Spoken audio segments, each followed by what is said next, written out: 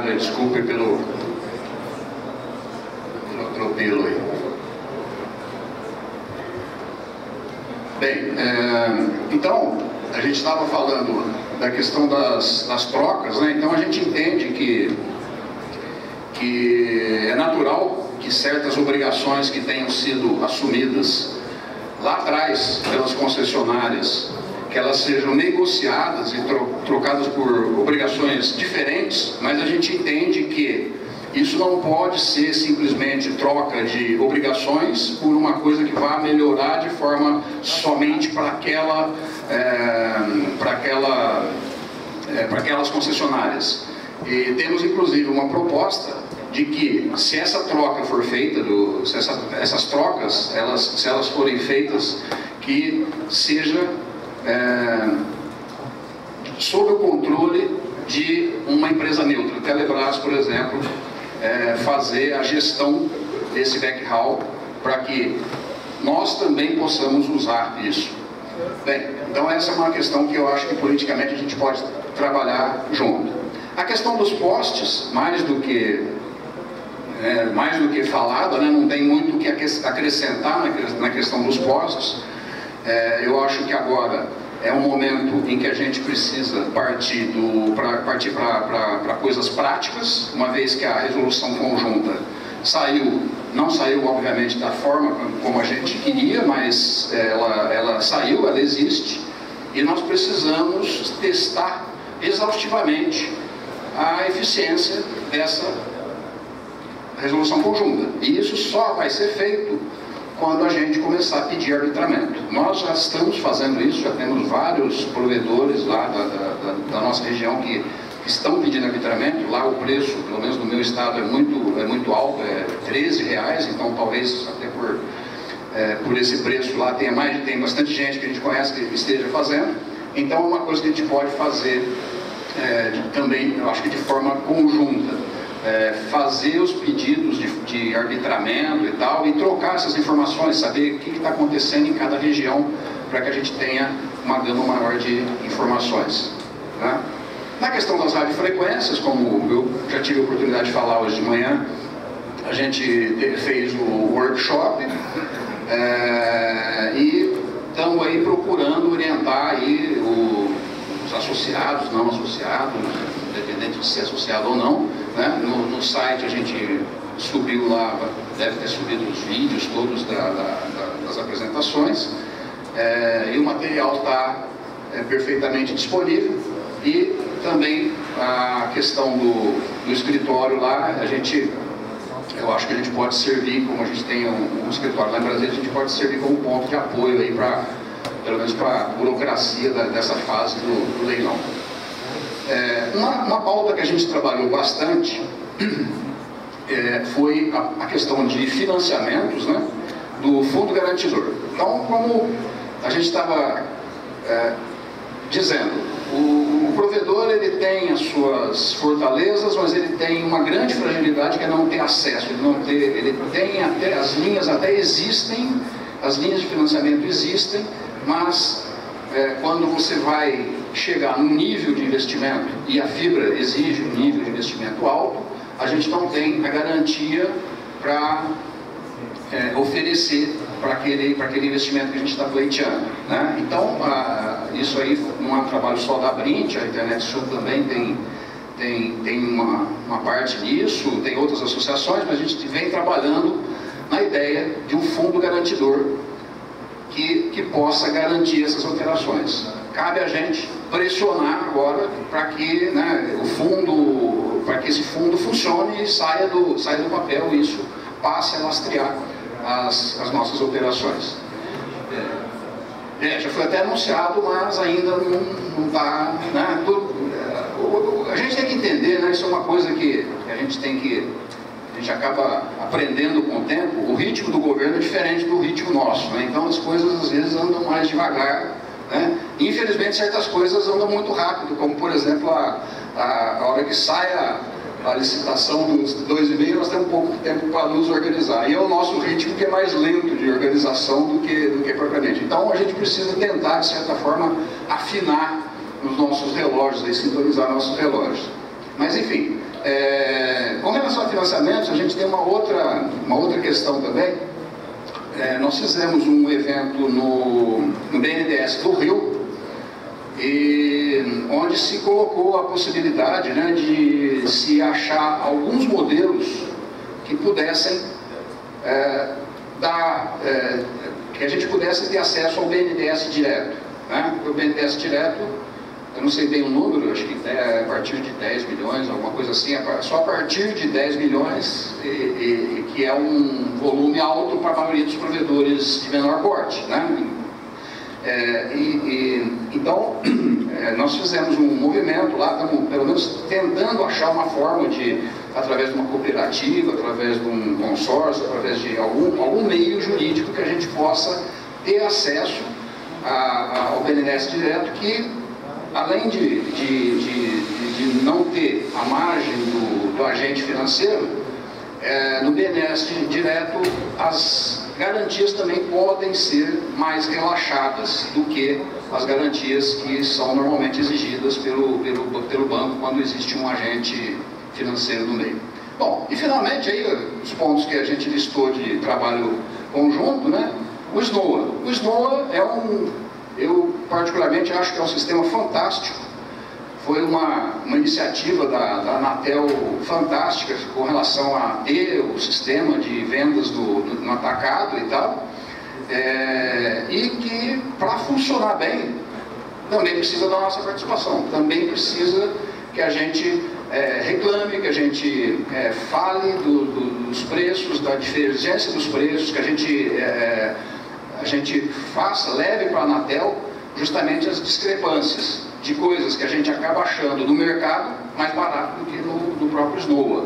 Isso precisa ser mostrado, e isso só se faz com o nosso trabalho de formiguinha, pegando e tal, e nutrindo. Então eu acho que é um trabalho que a gente pode tranquilamente aí, fazer em conjunto também. Bom, sobre recurso de numeração de internet, né, que é a segunda parte do que eu gostaria de falar, a questão do processo de desenvolvimento de políticas, né? Bom, então o que é, primeiro, o que é a LACNIC, né? A LACNIC é uma organização internacional não governamental, né, que ela é responsável pela administração dos endereços IP e dos números AS na região da América Latina e Caribe. O mundo é dividido em 5 registros de internet, né? A LACNIC aqui é a nossa área, aqui é a área da ARIN, aqui é a área do RAIP, a AFRINIC e a APNIC, né? Muito bem, dentro dessa hierarquia, entre aspas, né, nós temos aí a IANA, que detém o pool central de endereços IP e distribui aqui os recursos de numeração entre os diversos registros regionais, a AFRINIC, a APNIC, a ARIN, LACNIC e RAIP. Especificamente, na área da APNIC e na área da LACNIC existem os chamados LIRs, né, ou os registros locais. Então, no caso do Brasil, é o nosso registro BR e o NIC México, e na região da África aí, nós temos esses outros registros locais. Bom, como que são feitas a administração desses recursos? Em primeiro lugar, né, é importante a gente entender que a administração dos recursos de numeração, ela é importante para o nosso negócio, né?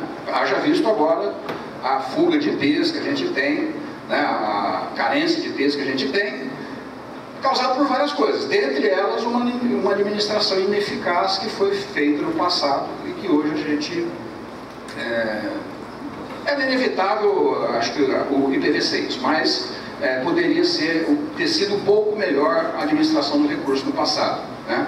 Esse sistema de registros regionais ele não existia no início, né, da internet, e por isso houve várias divergências, várias discrepâncias na questão da administração dos recursos.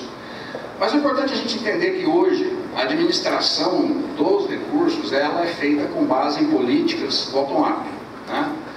Não é uma diretoria, não é um comitê que fala como tem que ser distribuído os endereços IP. Os endereços IP, eles são distribuídos com base em políticas que são definidas por quem? Por nós mesmos, né? É feito um processo bastante democrático, bastante participativo, e desse processo sai um manual de políticas, né, que tem a participação de toda a comunidade, né? Quem que participa desse processo? Qualquer pessoa que queira participar, em princípio. Provedor, empresas que são usuários de recursos, membros da comunidade, academia, enfim, para você participar do processo de discussão e formação de consenso com relação às políticas, basta querer e usar os meios que existem para isso, tá? E como que eu posso fazer? Eu posso simplesmente apresentar uma proposta de política. Qualquer pessoa apresenta uma proposta de política. Por exemplo, agora nós estamos vivendo uma fase de esgotamento do IPv4 que tem regras, que tem políticas que foram definidas lá atrás por alguém que apresentou, houve discussões, houve uma série de coisas, e aí essas políticas foram aprovadas. Então, hoje, se eu quero apresentar uma política, eu simplesmente submeto a uma lista, né, nessa URL aqui, eu submeto essa proposta. Isso, existe um comitê que vai analisar isso e colocar de forma, estruturar de forma para ser discutido na lista pública de políticas. A lista pública de políticas é uma lista de discussão que qualquer um pode se inscrever e participar livremente. Não existe, né, ao contrário do que muita gente pensa, não existe, o espanhol não é a língua oficial do LACNIC. Normalmente as reuniões têm uma predominância de espanhol, porque, obviamente, existem mais países de língua espanhola na nossa região, né? Só o Brasil fala português, né? Então, mas existem, inclusive, outros países. Existem países na região que falam francês, que falam inglês, né? Tem a região do Caribe, né? Tem até o tal do mapeamento, né, na nossa região, que é uma outra língua. Mas, enfim, então não existe uma língua oficial. Então, essa lista de políticas, cada um fala na língua que ficar mais à vontade para falar e discutir as listas, as políticas. Bom, como é que é o processo, então, de aprovação da política, né? É submetida a proposta de política, é discutido na lista. Se na lista existe um consenso, isso aqui vai para um fórum público. Esse fórum público ele é realizado 2 vezes por ano, nos lugares que tem os eventos da LACNIC. Se houver consenso, a diretoria da LACNIC, ela simplesmente vai homologar ou não, né? E esse não, ele só pode ser feito se tiver algum impedimento técnico, algum problema técnico. E nisso também é ouvido também o staff da LACNIC sobre a possibilidade da implementação. Então, se houver algum impedimento técnico, a diretoria da LACNIC justifica esse impedimento e volta para a discussão, e volta para a discussão em consenso e num processo assim interativo, que todo mundo pode participar. Não havendo consenso, também aqui pode voltar para a discussão, até que chega um ponto que a política ou há um consenso, ou ela é modificada até que exista consenso, ou ela é abandonada pelo seu propositor original. Mas passando todas essas fases aqui, e havendo consenso, e não havendo nenhum impedimento técnico, a diretoria aprova, ratifica a política e a política é implementada, passa a fazer parte do manual de política, né? Existe um outro processo, que é o processo expeditivo, né? Em que a discussão, eu não vou me detalhar aqui, mas basicamente a discussão ela vai primeiro para a lista, né? Ela vai primeiro para a lista, ela é discutida extensivamente na lista e aí já vai direto para a diretoria. Mas para isso, o fórum público, né? Ou seja, a comunidade tem que colocar como processo, tem que aprovar que ela seja como processo expeditivo, processo expedito, né? É o caso que a gente está tendo agora a aprovação de uma política, né? Que eu vou comentar daqui a pouco por esse processo. Então existem essas 2 formas de se aprovar as políticas. Bom, e por que as políticas são importantes? Por exemplo, isso que nós estamos vivendo agora é o que foi discutido lá atrás de política pública, política para endereços IP, da fase de esgotamento, da chamada fase de esgotamento. Lá atrás, quando a gente sabia que os IPv4 iam acabar, a gente começou a discutir como que vai ser quando acabar, né? Nós vamos simplesmente acabar e não tem mais, ou vamos fazer um processo de transição mais lento que permita às empresas ainda terem recursos, se bem que escassos, mas que ainda tenham recursos, e que permita a elas, com esses recursos, implementar IPv6, que é a solução definitiva, né? Então isso foi discutido lá atrás, e aí foram definidas 3 fases. A primeira fase se criou o que se chama de fila única. Quando o nível de IPs chegou num certo patamar, então entramos na fila, não me lembro bem qual era esse patamar, mas a gente entrou na fila única. O que é fila única? Todo o pool da América Latina e Caribe entrava numa fila única. Então não importa se você está pedindo recurso no Brasil, na Argentina, numa ilha do Caribe, ele entra numa fila de prioridades. Então foi a primeira fase, a fase 1. Na fase 2, que é a fase que a gente está passando agora, ela foi definida que o gatilho da fase 2 ia ser quando o estoque de LACNIC chegasse no penúltimo /11. Então, quando o estoque chegou no penúltimo /11, iniciou a política da fase 2. E a política da fase 2 fala o quê? Só pode pegar IP a cada 6 meses e no máximo /22. Então, você precisa, primeiro, justificar que você precisa dos IPs, e não existe bloco maior que /22, que dá 1024 IPs, certo? A fase 3, que é a fase que vai ser deflagrada, né, quando chegar no último /11, ou seja, quando acabar esse penúltimo /11, e isso, existe uma previsão aí de, no máximo, 2 meses, né? Estou sendo até generoso com 2 meses, mas eu acredito que a gente chega até antes do que isso. 2 meses, nós vamos entrar na fase 1, desculpa, na fase 3. A fase 3 significa somente 1/22 para novos entrantes. Bem, então isso é o que foi definido lá atrás com base na discussão das políticas. Só que, depois disso aqui, já está em pleno andamento, né, a gente já está se preparando para entrar na fase 3, houve uma devolução, houve uma recuperação bem grande de blocos antigos que tinham sido distribuídos lá atrás pela IANA, e que foram recuperados, empresas que fecharam, empresas que faliram, etc, né?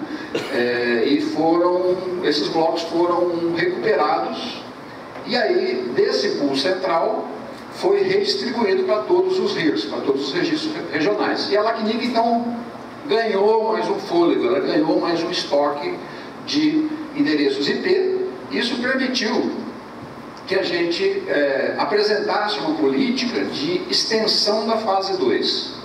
Né? Essa extensão da fase 2 significa mais um fôlego aí para a gente continuar ainda naquele ritmo de ainda as empresas de vocês que já têm recursos ainda poderem pedir mais recursos durante algum tempo. Quanto tempo?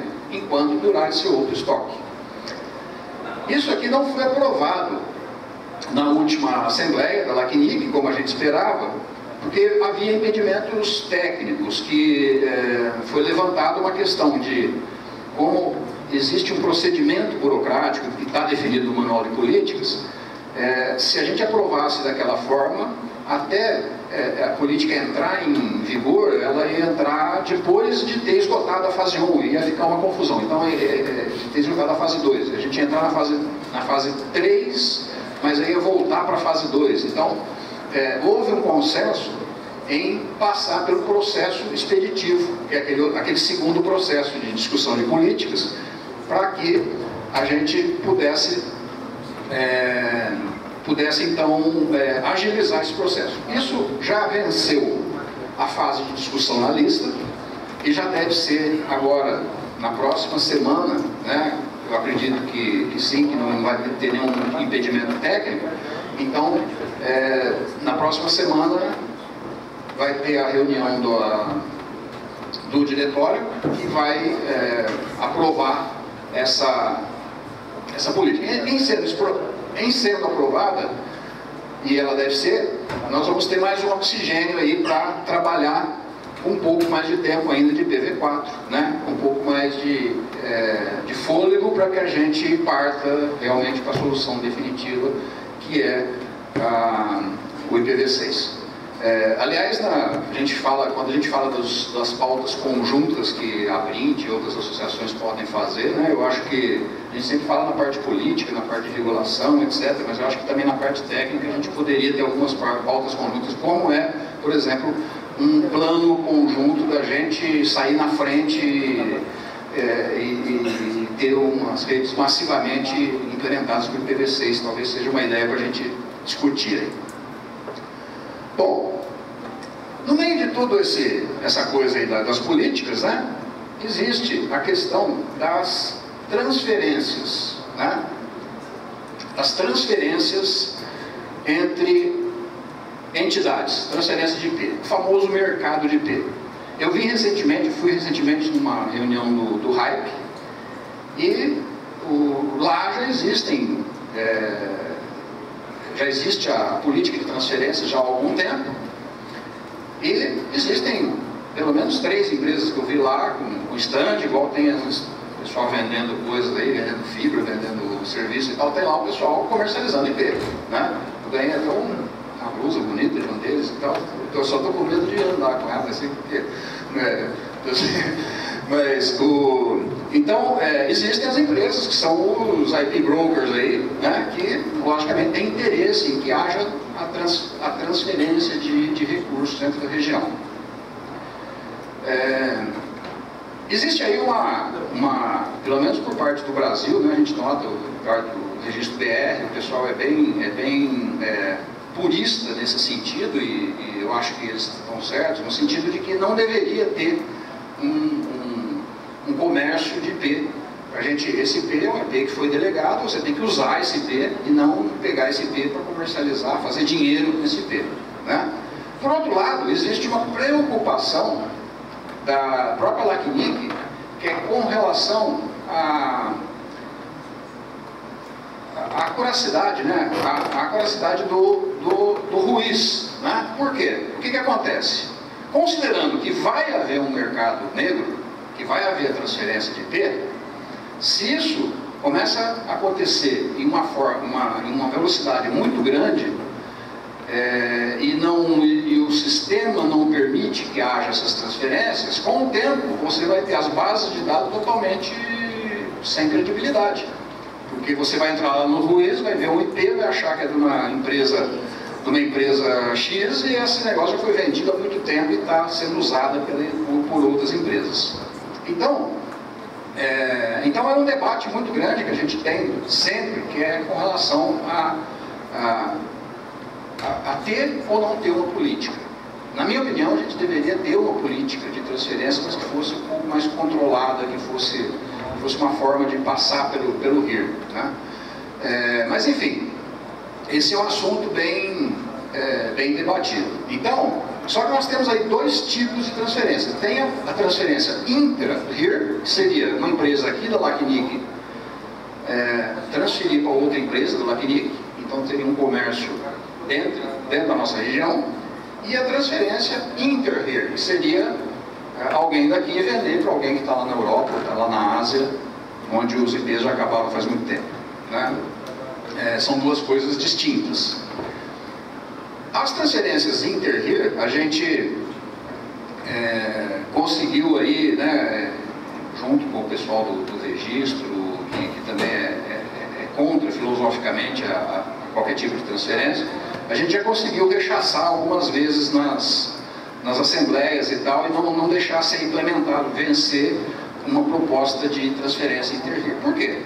Porque se a gente tivesse hoje uma proposta de transferência inter-RIR, o que poderia ser? A nossa região, que é uma região já carente de uma série de coisas, ela poderia ser objeto de até de um ataque especulativo, vamos dizer assim, de outras regiões comprando, adquirindo IPs da nossa região, drenando recursos da nossa região. Só para vocês terem uma ideia, né, na região da RAIP, onde as transferências intra-RIR já estão em vigor já há mais de um ano, a Romênia foi a grande fornecedora de IPs para os Emirados Árabes, né? Então, é uma questão de equilíbrio econômico. Então, eu tinha esses números, né, não me lembro agora, mas eu acredito que acho que 70% de todas as transferências na região da RAIP foram da Romênia para os países árabes, né? Então essa é uma preocupação que a gente tem, e isso está na nossa mão. É a gente que participa, a gente que tem que estar participando nesse tipo de fórum, discutindo e saber se a gente... Corre, né?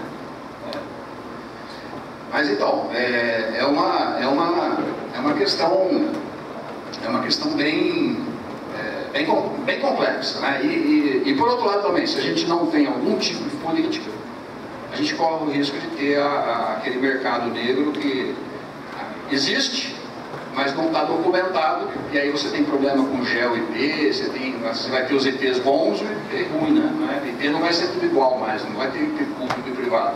Vai ter o IP público bom e o IP público ruim, né? Ou médio, sei lá, né? Porque vai ter IP que vai ser usado, por exemplo, lá na Romênia, inclusive, nós vimos uma explicação de foi uma grande empresa que vendeu, que foi responsável pela maior parte dessas transferências. Eles usavam antes para spammer. Quem tinha muito recurso, eles usavam para alugar para spammer, para fazer spam, né? Então, até não foi ruim que eles venderam aquilo lá, que pelo menos deixaram de alugar para os spammers, né? Mas enfim, o que a gente tem em termos de LACNIC, de desafios aí que que eu acho que a gente poderia pensar em trabalhar? Eu acho que o preço dos recursos, ele é atrelado ao dólar, né? Então, quem que estabeleceu o preço dos recursos? Os preços foram estabelecidos em dólar lá atrás, com base na comparação com os outros RIRs e tal. Então esse preço, ele é atrelado ao dólar. Então a gente, houve uma época, né, que o registro BR nem cobrava pelos recursos, e ele foi de certa forma pressionado pela própria LACNIC para que fizesse a cobrança, que não subsidiasse, até para haver uma igualdade na competição entre os países da região, né? Então, quem tem IP aí, se a correção do dólar for aplicada no ano que vem da forma como ela ocorreu, vai ter um aumento significativo no custo do IP. O que a gente pode fazer em conjunto aí, que eu acho que poderia ser uma pauta conjunta das associações aí com relação a isso aí? Sei lá, hoje um grande impacto, né, é que você paga uma vez só esse valor num determinado dia do ano, então você tem uma fatura grande, dependendo do tamanho do teu bloco de IP. Então, de repente, fazer uma gestão junto ao registro BR para parcelar isso. E de repente fazer um dólar que seja um dólar médio e não um dólar... enfim, eu acho que a gente precisa estar atento nisso, porque a hora que vier a conta não vai dar para correr atrás mais, né? Então é uma coisa que eu faço aí, eu acho que a gente precisa conversar urgentemente, né? E a gente, infelizmente, eu acho que tanto a Internet Sul como a Brint, como outras associações, tem uma boa aproximação com o registro BR, que, embora o preço seja dolarizado, o registro BR teria condições de amenizar um pouco esse impacto que a gente vai ter. E com relação, principalmente às políticas de transferência, é uma coisa que a gente precisaria discutir entre as nossas associações, qual a nossa posição. Por quê? A transferência intra-RIR vai acontecer em breve na nossa região, porque no manual de políticas está escrito o seguinte, que quando acabasse a fase 2, essa política ia ser disparada. essa política de transferências intra-RIR. Então, se a gente não quer que tenha transferências, nós precisamos apresentar uma política contrária, propondo para que não haja transferências. E aí discutir lá, defender e tal, e enfrentar e ver se democraticamente a gente consegue emplacar essas mudanças. Bom, então é isso, pessoal. É esse panorama que eu queria dar. Maia, bem nesse último slide, no penúltimo, né? Na verdade, sobre o preço em dólar, esse aí. Você comentou há uns 10 minutinhos atrás que as associações poderiam ter agendas em conjunto no quesito técnico. Aqui tem o nosso diretor aí, reeleito, Marcos Brum, diretor técnico, o presidente eleito também. Eu acho muito bacana essa provocação do Maia. Eu acho que a gente poderia realmente colocar os diretores técnicos a terem uma agenda, inclusive, para conversarem sobre algumas ações em conjunto.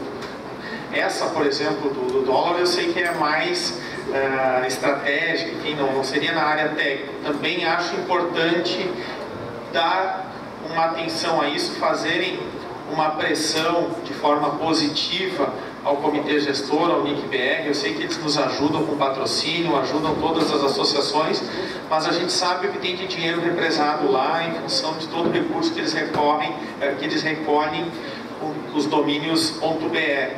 Acho isso muito importante porque o preço realmente é alto, na minha opinião. Tá? Então, acho que nós devemos fazer sim, Luciano, algum movimento nesse sentido. Tem que ter habilidade aí entre os presidentes, para que o pessoal do NIC-BR, comitê gestor, não compreendam mal isso, mas acho bacana articular uma agenda e levar esse assunto para frente, como o Maia sugeriu. Isso. E no quesito técnico, né, eu acho isso muito importante, porque muitas vezes a pessoa estratégica como o Maia aqui está levando a mensagem dele aqui a colar. Eu sei que ele domina muito essa parte técnica, mas eu acho que a gente precisa ter um pouco mais de sustentabilidade aí por parte das associações e criar uma agenda. Hoje tem um Skype, uma videoconferência. Lá atrás, quando a gente se reunia, né, Maia, a gente não tinha esse aparato, era por telefone, dá um monte de problema. O Siena também está aqui, enfim, os mais antigos como nós aqui. Mas hoje a gente tem esse recurso disponível. Eu acho bacana essa tua provocação e eu sou parceiro em ajudar. Da mesma forma, Maia, conta com a gente aí, porque tu precisar. Pessoal, com uma pergunta para o Maia, senão eu vou ter que dispensá-lo, infelizmente. Alguma coisa? Maia, você tem um presentinho aí na Internet Sul. Eu sei que tu vai usar bastante lá na tua região, né? Tem muito gaúcho lá. Tá? Olha aí, ele curte um chimarrão aí. Tá? Também os nossos companheiros da Anatel aqui, o Fabiano vai entregar aí para vocês, Cristiano, Marcos. Esse aí já tem, mas